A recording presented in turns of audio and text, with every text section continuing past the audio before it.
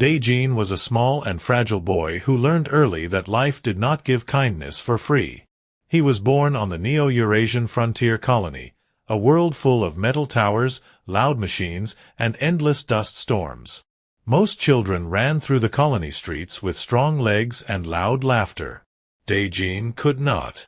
His spine was weak, twisted before birth, and every step hurt like fire under his skin. He walked slowly, carefully, and sometimes not at all. People avoided him. Some felt pity. Others felt annoyed. A few children laughed at him when he tried to play outside. They called him names he tried to ignore, but the words still followed him like shadows. His father, a miner with a rough voice and a cold heart, believed Dae-jin was a burden. "A boy who cannot stand firm cannot survive here," the man once said. One morning, after a long night of storms, Dae-jin woke to find his father gone. The door was open, dust blowing inside. A simple note lay on the table, but Dae-jin did not need to read it. He knew. His father had left him. Left him alone in the colony outskirts with no money, no food, and no help. But fate has a strange way of moving. A research convoy arrived that same afternoon, coming to check the damaged power lines near the abandoned houses.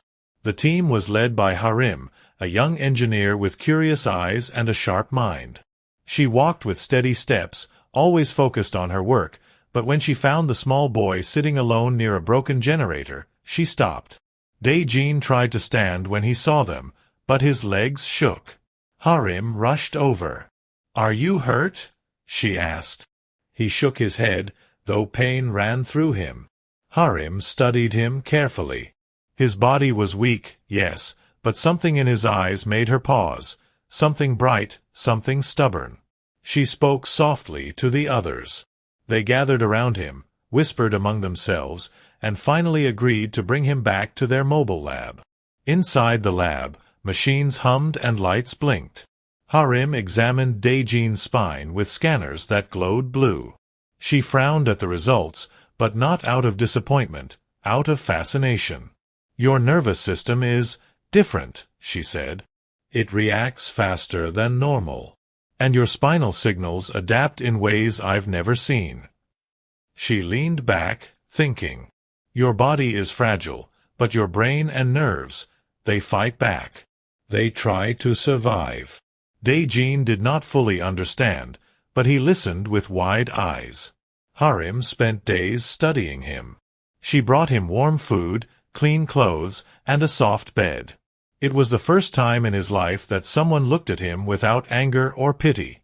She saw him as something valuable, something important. One night, while the others rested, Harim placed a large metal case on the table. It opened with a soft click. Inside were smooth components, thin, curved frames of silver, energy cells, micro-wings that shimmered like glass. "These are prototypes," she said. "I originally designed them for rescue drones. But with the way your nervous system works, they might work for you. They might help you move better. Maybe even fly." Dae-jin stared at the wings. They looked delicate, beautiful, almost like something from a dream. The surgery took many hours. Dae-jin felt pain, fear, and strange warmth moving through his back as the exoskeleton bonded with his spine. When it was over, he felt heavier, but also stronger. Harim stood beside him as he took his first steps with the new wings. The mechanical frames balanced his weight. The gyros whispered softly. Light engines pulsed under the metal feathers. For the first time, Dae-jin walked without falling. In the following weeks, Harim trained him carefully. Every day he grew more confident. He learned how to shift his weight to activate the stabilizers, how to jump without fear, how to glide short distances. His laughter, something rare, filled the training hall. But the other children in the colony saw him differently. "Look! Metal wings!" one shouted. "Is he trying to be a bird?" Another laughed. "He can't walk on his own, so now he wants to fly?" They laughed loudly. Dae-jin tried to ignore them, but their words pressed into him. Still he trained. Still he worked. He refused to stop. One late evening, the colony's power station alarm screamed across the settlement. A reactor core flare had erupted inside the building. Thick smoke rose into the sky. Workers ran in panic. Harim rushed toward the facility with her tools, but pieces of the roof were already collapsing from the heat. Engineers were trapped inside. No one could reach them. Daejin watched the chaos. His wings trembled as he stepped forward. "No," Harim shouted. "It's too dangerous." But Daejin shook his head. "I can go where others can't." And he ran toward the burning entrance. The air inside felt like standing inside a furnace. Metal beams groaned under the pressure. Sparks exploded from broken cables. The smoke burned his eyes, but the bionic wings helped him stay balanced. He jumped over fallen debris, gliding just enough to avoid the flames. He found 2 engineers trapped beneath a metal panel. Using the wing braces as leverage, he lifted it just enough for them to crawl free. They stared at him with disbelief. "Go!" Daejin shouted. They escaped through a side path, but Daejin was not done. He pushed deeper into the collapsing hallway until he found Harim, trapped behind a fallen beam. "Daejin," she whispered, coughing. He crouched, activating the wing's lift engines. The metal feathers glowed softly. He used the wings as a brace again, pushing with every bit of strength he had. His arms shook. His legs trembled. But he did not stop. The beam rose, just enough. Harim crawled out, tears in her eyes. Together, they escaped as the ceiling fell behind them. Outside, the workers stared in silence. The boy with weak bones had saved lives. The boy they mocked had walked through fire. Harim placed a hand on his shoulder. "Your wings are not just machines. They are a part of you now. And you are stronger than you think." For the first time, Daejin felt something warm rise in his chest. Not pride. Not joy. Something deeper. Hope. He had survived. He had done something no one expected. And he felt, though he didn't know why, that his true journey was only beginning. Daejin's life changed slowly after the reactor incident. People in the colony still whispered about him, but their voices held something new now. Respect. Curiosity. A little fear. But even with this new attention, Daejin remained quiet. He still trained every day. He still pushed the limits of his wings. And deep inside, he still felt the same loneliness he had carried since childhood. One morning, while the sun was rising behind dusty clouds, Daejin woke with a strange feeling in his chest. A pull. A quiet call. It made him restless, as if something important waited for him outside the colony walls. After eating a small breakfast Harim left for him, he stepped out and followed that feeling. The colony border was marked with tall fences and warning signs. Beyond it lay the wild territories, lands filled with rocky cliffs, deep forests, and creatures older than any human settlement. Harim had always told Daejin to stay inside the safe zone. But that strange feeling tugged at him again, urging him forward. He checked that his wings were secure. The engines warmed up with a soft hum. Then he climbed over the fence and entered the wild lands. The air was cooler here. The wind carried the scent of old trees and ancient earth. Daejin walked slowly through the tall grass, feeling more free than he ever did inside the metal colony. Birds flew above him. Small creatures ran between the rocks. He felt no fear. But then he heard a sound. A soft, weak cry. Not human. Not fully animal. Something in between. Daejin followed the sound through thick bushes until he reached a small clearing. His breath stopped. A tiny creature lay curled near a fallen log.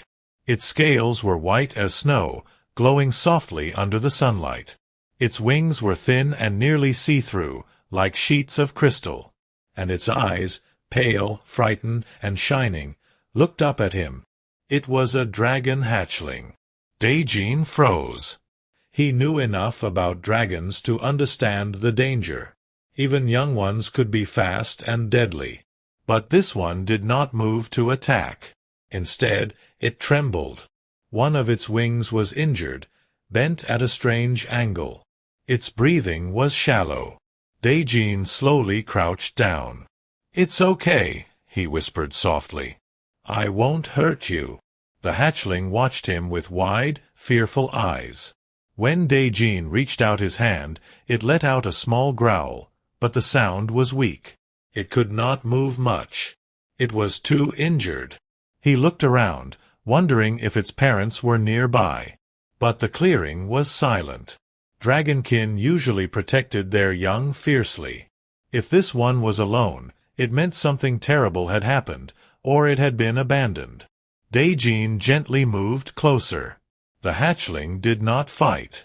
It only watched. "You're scared," Daijin whispered. "I know what that feels like." Very slowly, he lifted the small dragon into his arms. Its scales were cool and smooth. Its heartbeat was fast. It was lighter than he expected. The dragon rested its head against his chest and closed its eyes. Daijin felt something inside him shift. A connection. A promise. He carried the hatchling back toward the colony, careful not to jostle its injured wing. But when he approached the fence, he stopped. If he brought a dragon inside, the guards would panic. They might capture it, or worse. So he hid the hatchling in an old storage shed near the edge of the colony. He made a small bed of cloth and soft wires, placing the tiny creature gently on top. The hatchling opened its eyes again, staring at him with a strange, deep awareness. "I'll help you," Daijin said. "I promise." He returned to Harim's lab to find tools and supplies. She noticed him digging through the cabinets. "What are you doing?" she asked. Daijin hesitated. Harim was kind, but raising a dragon was against colony law. Still, he could not lie to her. She had saved him. He trusted her. "I found something," he said quietly. "Outside the colony. A creature. It's hurt." Harim looked at him closely. "Show me." They walked together to the storage shed. When Harim saw the hatchling, she covered her mouth in shock. "A dragon and an albino one," she whispered. "These are extremely rare. Their clans see them as weak. They usually leave them behind." Daijin felt anger rise in him. "It's not weak. It's just hurt." Harim knelt beside the hatchling, checking its wing carefully. The dragon watched her but did not attack. It only breathed calmly. "You bonded with it," Harim said softly. "Bonded? Dragons choose who they trust. This one chose you." Daijin looked at the small creature again. "I want to protect it." Harim sighed but smiled gently. "Then I'll help you. But we must keep this secret. The colony leaders won't understand. They will see danger, not life." Over the next days, Daijin and Harim cared for the hatchling together. They cleaned its wound, wrapped its wing, and fed it small pieces of protein gel. The dragon made soft chirping sounds whenever Daijin entered the shed. Sometimes it nudged his hand with its small snout. Daijin decided to give it a name. "Ryushu," he whispered. "It sounds simple. It sounds right." The hatchling chirped again, as if agreeing. As Ryushu healed, something strange began to happen. Its body grew faster than expected. Every day, its wings grew stronger. Its scales shined brighter. It followed Daijin everywhere inside the shed, trying to mimic his movements. Harim watched with fascination. "This dragon is different. It's growing too quickly. Its energy levels are very unusual. I think it's absorbing the environment in a way normal dragons don't." Daijin smiled. Maybe it's just special. Ryushu nuzzled his shoulder affectionately. Soon, Ryushu learned to walk, then run, then hop with excitement whenever Daijin opened the door. It made soft sounds that almost seemed like attempts at human speech. It was learning, adapting, and its pale eyes always watched Daijin with trust. But peace never lasts long in the frontier. One night, strange lights moved across the sky. Silent, sharp, purposeful. Harim looked out the lab window and frowned. "Those are not colony patrols," she said. "They belong to someone else." Daijin felt a chill run through him as he thought about Ryushu. Something was coming. Something that wanted the dragon. And Daijin knew he would not let anything take his friend away. He stood on the balcony of the medical tower with the soft wind brushing against the new, fragile feathers of his bionic wings. They glimmered in the sunlight like thin sheets of metal mixed with living tissue. Anyone watching from afar would think they were real wings made by nature, not by human hands and desperate decisions. But he knew the truth. They were beautiful, yes, but they were also heavy with memories, mistakes, and second chances.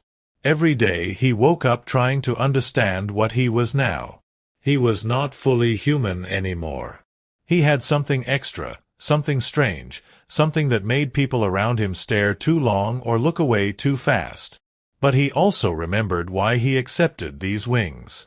He remembered the moment when everything went wrong, when he fell, when darkness almost took him. These wings were the result of saving his life. He owed them gratitude, even if he feared them sometimes. The city below stretched wide like a field of silver stone. Tall buildings shone under the morning sun. Flying cars moved in long lines like migrating birds.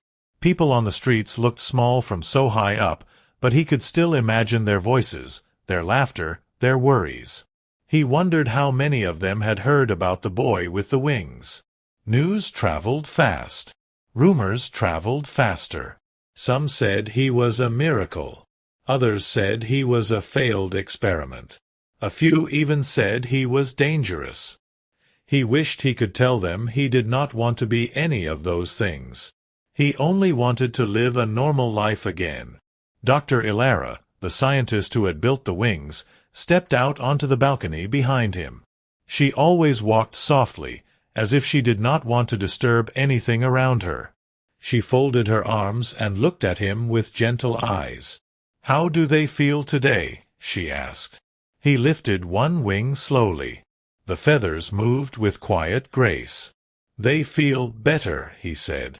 "Lighter than yesterday. I can control them more now." She nodded. "Good. Each day you grow stronger. Each day your body understands them more. The fusion process is working well. There may be discomfort, but soon it will be natural." Natural. The word felt too big.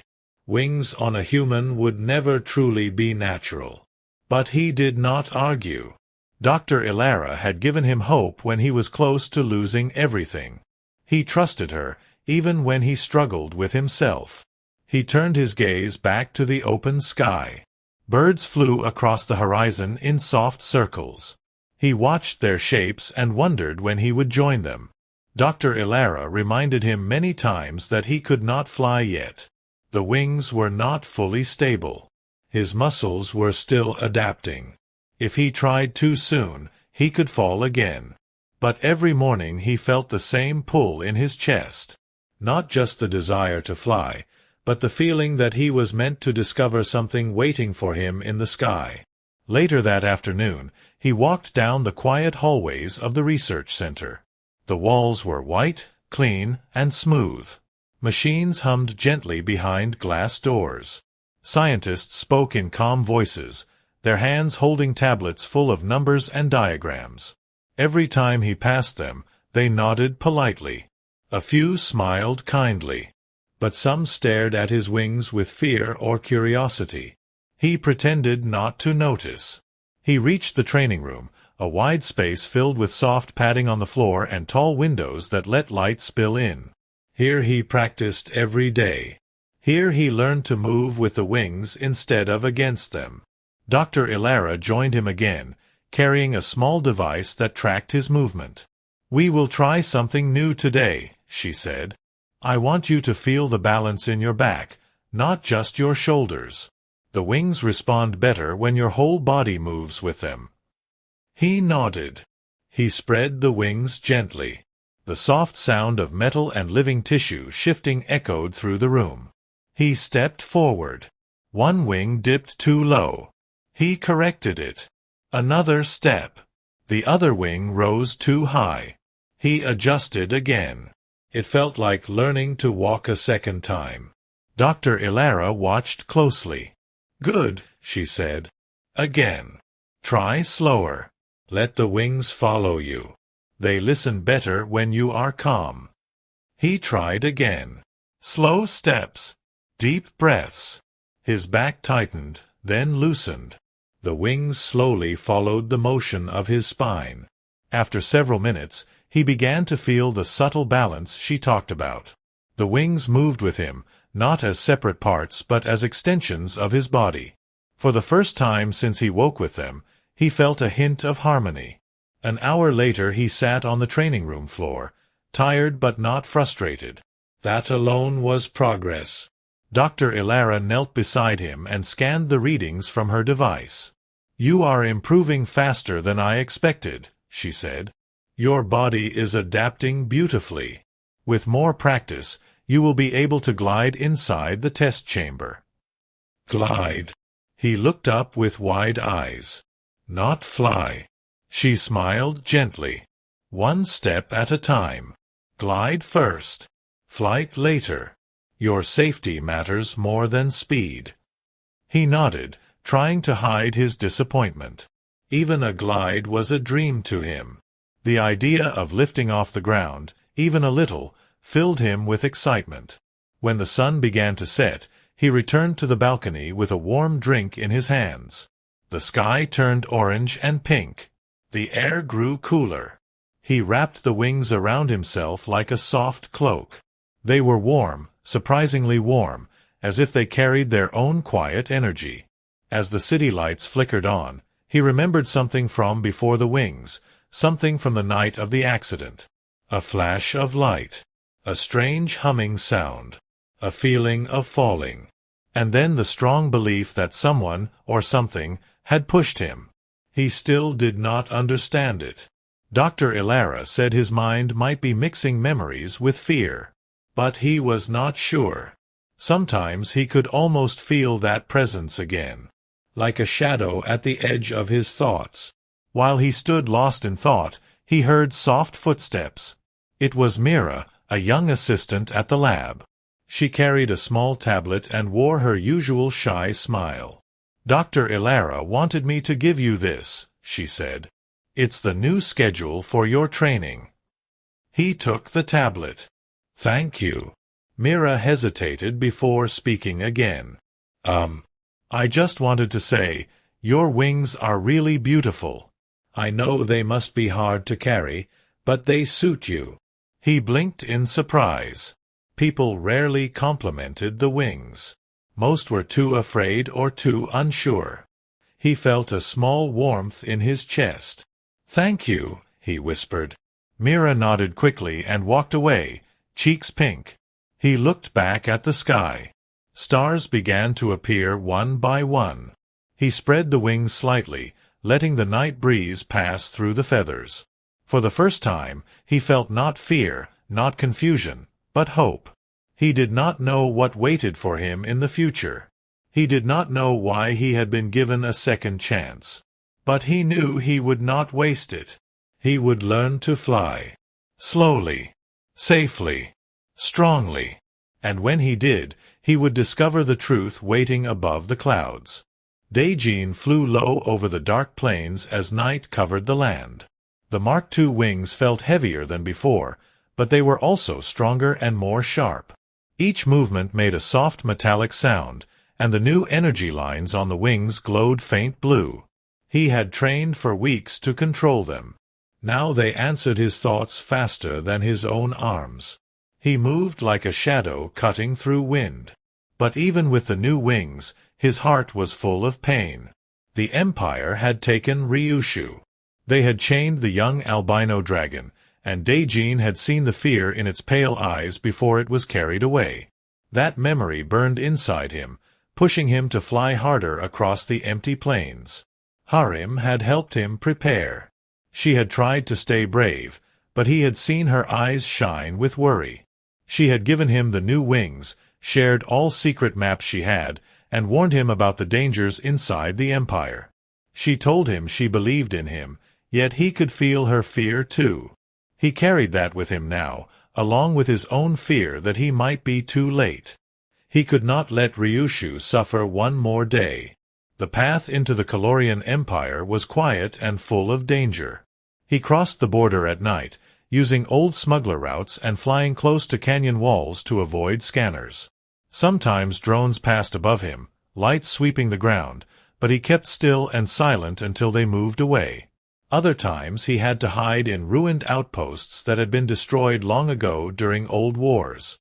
The ground there was cold, and the buildings were broken like bones, but they gave him a place to rest as he made his way toward the Empire's capital.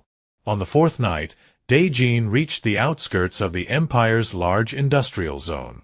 The air was thick with smoke and glowing sparks from giant factories that melted metal for war machines. Tall fences and watchtowers lined the area. He moved slowly and silently through the shadows. The smell of burning metal filled the air. He could hear the heavy sound of machines and the distant roar of dragons being forced to work. He felt his hands clench into fists when he heard that sound. It reminded him of Ryushu's cry, the last time he had seen his friend. Daijin moved forward, hiding behind steel pillars and broken containers until he reached a large ventilation shaft. Harim had told him about this place. She had said it led to inner corridors near the research center where Ryushu might be kept. Daijin crawled through the shaft, moving carefully so the metal would not echo. The inside was dusty and warm from the heat of the machines. He felt sweat forming on his back. The Mark II wings were folded tightly and pressed against him. The tunnels felt too small for them, but he kept going. He had no other choice. After a long crawl, Daijin reached a grate. He pushed it open slowly and dropped into a dim hallway. Everything smelled of chemical steam. Red lights flashed softly on the walls. The floor vibrated from the engines powering the facility. He stayed crouched for a moment and listened for guards. But the hallway was empty. He walked forward, keeping close to the wall. Then he heard something faint, a soft, weak sound, like a breath mixed with a quiet whine. His heart jumped. He knew that sound. It was Ryushu. He ran toward the sound, following it through turns and narrow corridors. The noise grew louder as he came closer, pained breaths, the sound of chains, and the buzz of machines. Finally, Daijin reached a large room. He peeked through the doorway and froze. Ryushu was in the center of the room, chained to a heavy metal frame. The dragon's pale body was larger than before, almost twice the size it had been when they first met. Its scales glowed with a bright white shimmer, but they were also cracked in many places where the Empire had tested different energy tools. Strange machines surrounded Ryushu, taking readings and scanning his body. 4 guards in dark armor stood around him, checking devices and writing notes. They spoke softly but coldly, talking about how Ryushu's energy readings were rising again. They sounded almost afraid.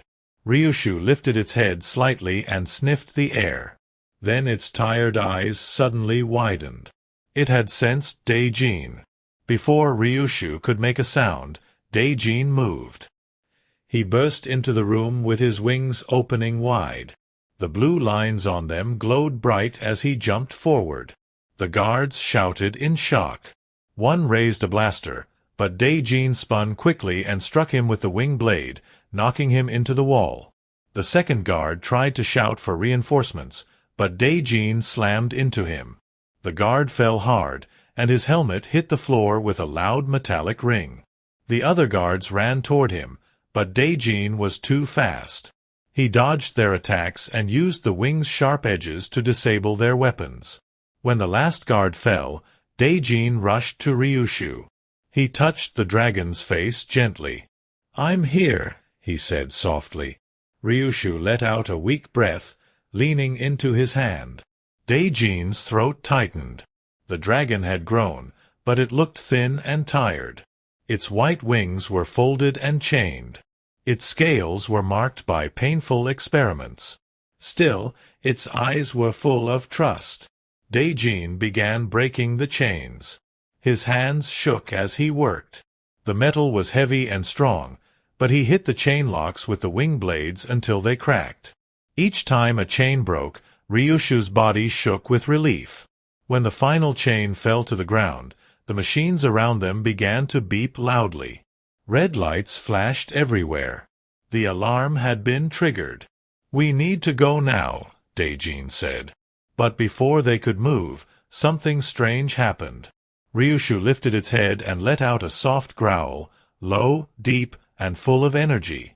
The air around the dragon began to twist. The lights flickered.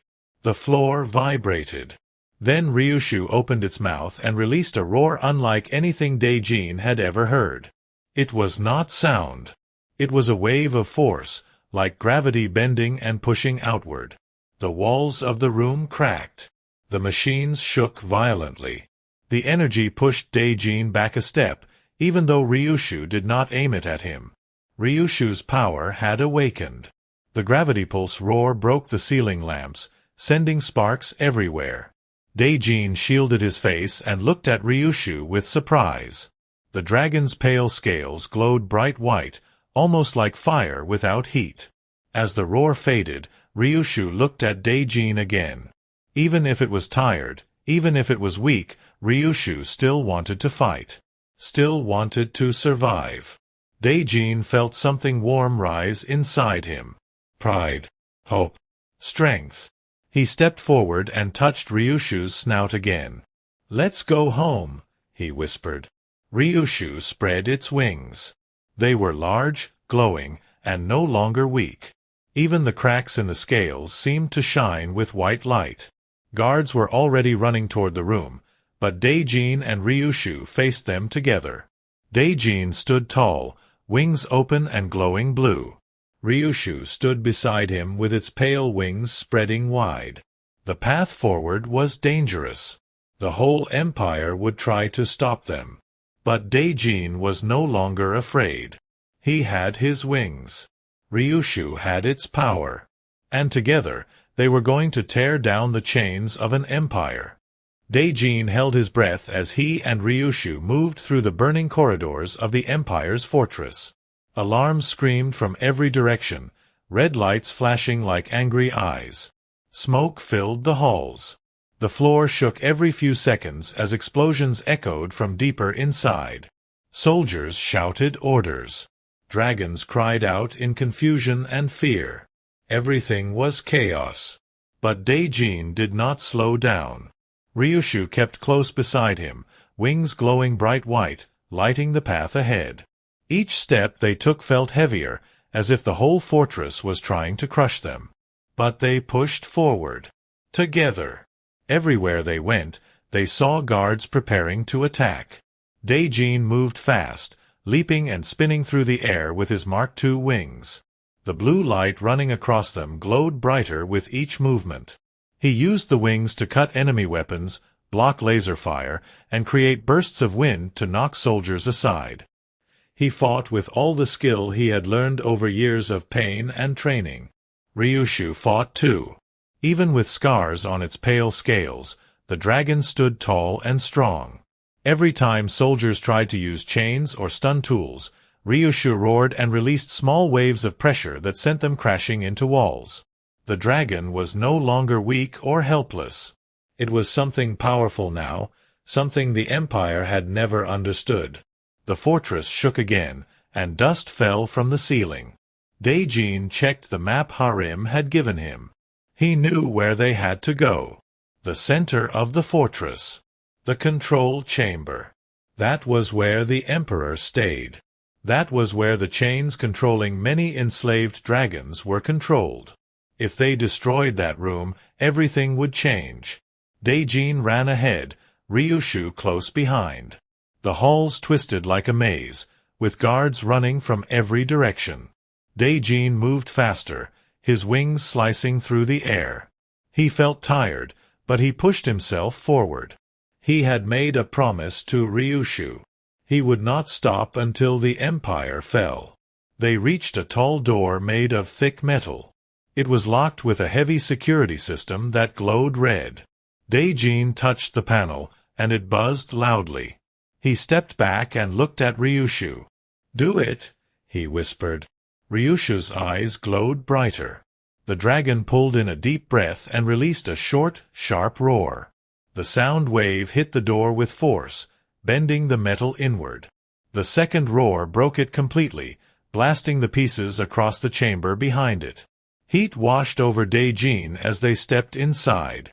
The control chamber was large and circular, filled with screens, energy cores, and glowing wires that ran across the floor like veins.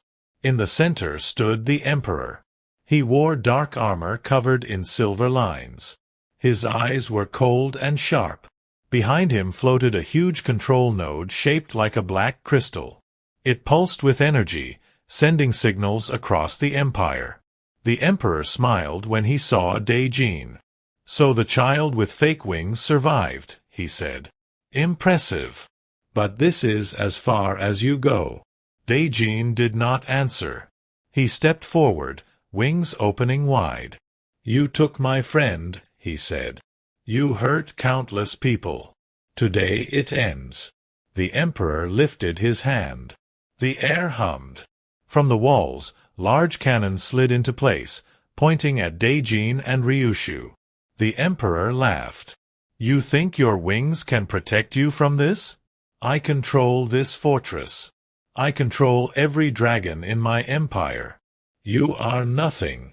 Daijin felt fear rise inside him, but he stepped forward anyway. Ryushu moved beside him, growling. The Emperor snapped his fingers. Energy cannons blasted bright fire across the room. Daijin leaped into the air.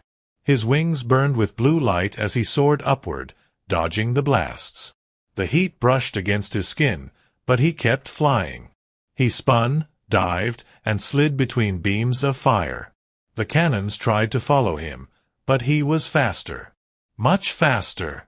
Ryushu roared and sent waves of pressure at the cannons, shaking their aim. Some cracked, and sparks burst from their sides. The Emperor shouted in anger, but Daijin kept moving. He focused on the large control node behind the Emperor. That was the heart of the Empire's control. If he destroyed it, everything would change. He flew higher, feeling the wings respond instantly to his thoughts. Then he dived down, heading straight for the node. The Emperor raised a hand, sending a huge blast of energy. Daijin pushed his wings harder than ever before.